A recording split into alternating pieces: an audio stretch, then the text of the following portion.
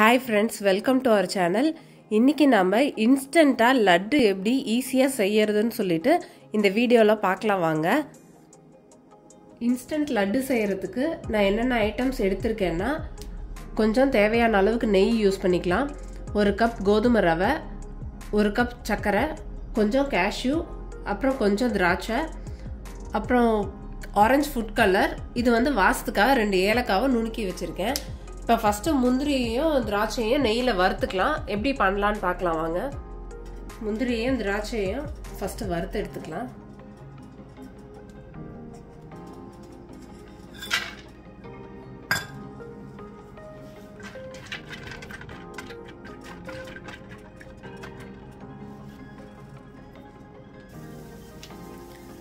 முந்திரி லைட்டாக செவக்க ஆரம்பித்ததுக்கு அப்புறமா திராட்சையை ஆட் பண்ணுங்க.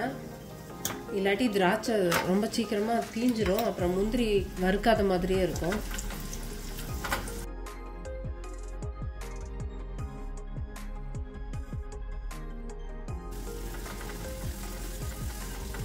இப்போ வறுத்தாச்சு. இப்போ இதை தனியாக ஒரு பவுலில் மாற்றி வச்சுக்கலாம். அடுப்பை மீடியம் ஃப்ளேமில் வச்சுக்கோங்க. இப்போ அந்த நெய்லேயே நம்ம அந்த ரவையை வறுத்து எடுத்துக்கலாம்.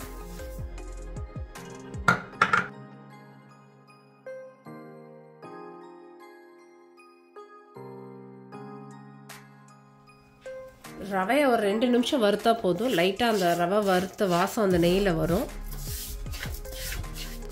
ரவையை நம்ம திரும்ப வேக தான் வைக்க போகிறோம். அது ரவை வறுத்தாச்சு. இதில் இப்போ 1 கப் ரவைக்கு 3 கப் அளவு தண்ணி கணக்குக்கு நான் வந்து ஊற்றுறேன்.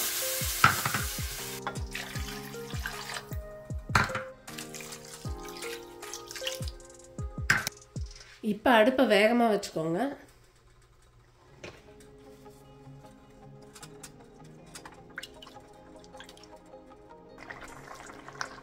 ரவை இப்போ நல்லா வெந்துட்டு இருக்கு. இதில் நான் வெறும் தண்ணி தான் ஆட் பண்ணி வேக வைக்கிறேன். இதில் பால் வேணா நீங்கள் கொஞ்சம் சேர்த்து கூட 1/2 கப் சேர்த்து கூட செய்யலாம். நம்ம தண்ணி மட்டும் ஊற்றி செய்யறப்ப இதோட செல்ஃப் லைஃப் வந்துட்டு நல்லா இருக்கும். அதாவது வெளியில் வச்சு சாப்பிட்றதுக்கு ஒரு 4 to 5 days கூட வச்சு சாப்பிட்லாம். அதுவே பால் ஊற்றினோம்னா கொஞ்சம் சீக்கிரமாக கெட்டுடும். அதனால தான் நான் வந்துட்டு பால் இதில் ஊற்றலை. பட் டேஸ்ட் வைஸ் பார்த்தோம்னா பால் ஊற்றினா இன்னும் கூட நல்லாயிருக்கும். ரவை நல்லா வெந்துடுச்சு. இதில் இப்போ சர்க்கரை 1 கப் ஆட் பண்ணிக்கலாம். இந்த 1 கப் ரவைக்கு நான் 1 கப் சர்க்கரை ஆட் பண்ணுறேன்.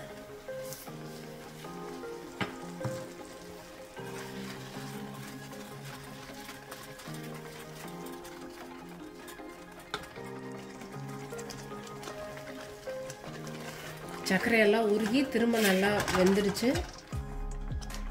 இந்த ஸ்டேஜில் கொஞ்சம் நம்ம ஆரஞ்சு ஃபுட் கலர் ஆட் பண்ணிக்கலாம். இதுதான் நம்ம லட்டுக்கு கலர் வரப்போகுது.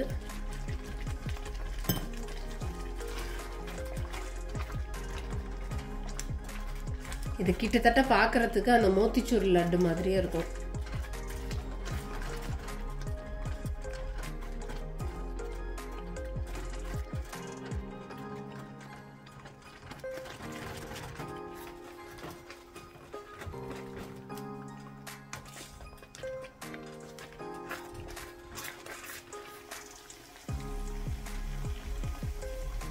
இதில் வறுத்து வச்ச முந்திரி திராட்சை எல்லாத்தையும் போட்டு மிக்ஸ் பண்ணியாச்சு.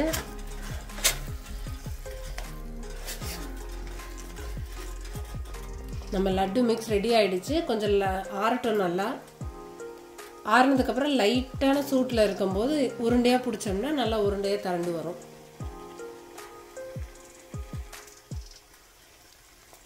இதை இப்போ இப்படியே சாப்பிட்டோம்னா இதுதான் வீட் கேசரி.